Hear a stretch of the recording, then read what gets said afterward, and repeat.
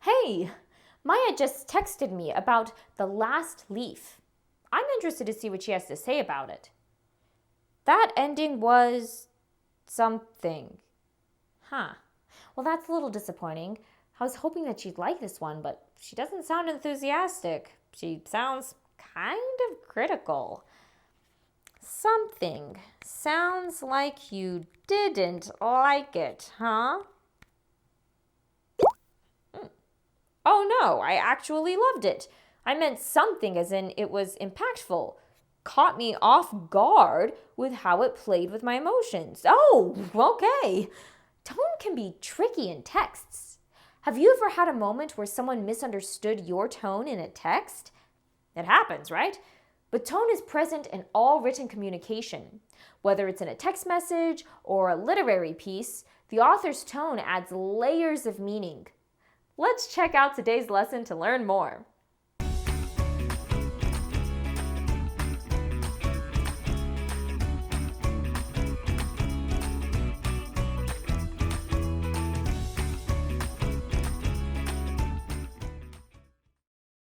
In this video, we'll learn about tone and how O. Henry uses it in his writing.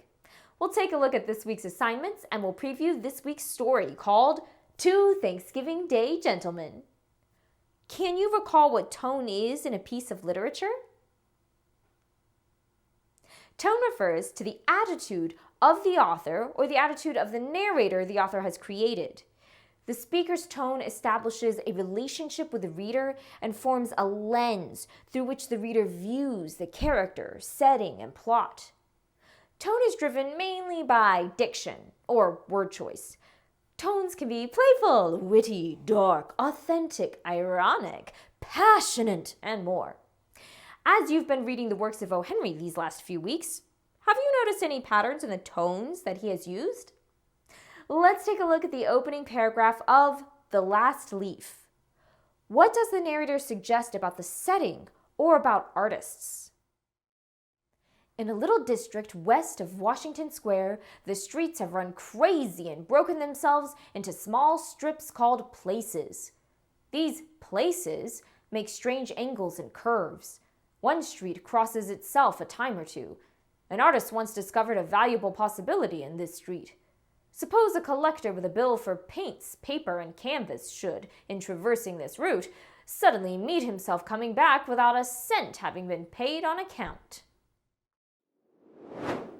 Think about how the tone influences your perception of the setting and of artists in general here. How would you describe this tone? The tone here is humorous and lighthearted. The description of the streets having run crazy and the notion of one street crossing itself a couple of times paints a whimsical and slightly chaotic picture. And what about the anecdote of the artist who imagines that the debt collector will get lost? What is the narrator suggesting about artists? This playful commentary suggests that artists might often find themselves in debt because they spend all their money on paints and canvases. And out of necessity, or maybe mischief, they might use creative means to avoid paying their bills. This playful portrayal touches on the classic trope of the starving artist, a creative individual passionate about their art, but often financially unstable or unwilling to engage with the practicalities of everyday life, including paying bills. It's essential to note that O. Henry's tone is not condemning or judgmental. Instead, he uses gentle humor to paint a picture of artists as a group with unique quirks and challenges, emphasizing their dedication to their craft at the possible expense of practical concerns. The tone of a piece of writing can be debated, and oftentimes more than one word can be used to describe the attitude of the speaker. What's more is that an author's or narrator's tone can change throughout a piece of writing as well.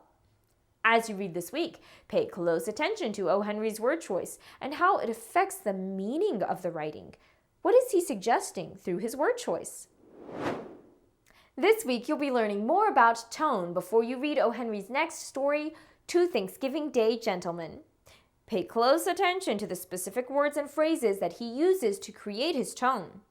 After you read, you'll be completing a tone analysis and answering reflection questions.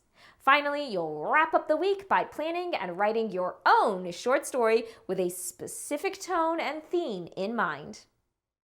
While you are reading Two Thanksgiving Day Gentlemen, there are a few questions to keep in mind. Ask yourself, what tone does O. Henry use throughout the story? Does it change at all? And how does O. Henry use irony in this story? How does this use of irony affect the tone? Let's check in with Maya again. I'll text her. So, reading Two Thanksgiving Day Gentlemen next? She says, yep, gonna pay extra attention to tone this time. Same here. No more text mix-ups for us. See? Tone is everywhere, not just in the stories we read. As you venture further into O. Henry's works, keep your newfound understanding of tone in mind. Notice how it can shape your interpretation of what you read, and remember to always be clever. Hey.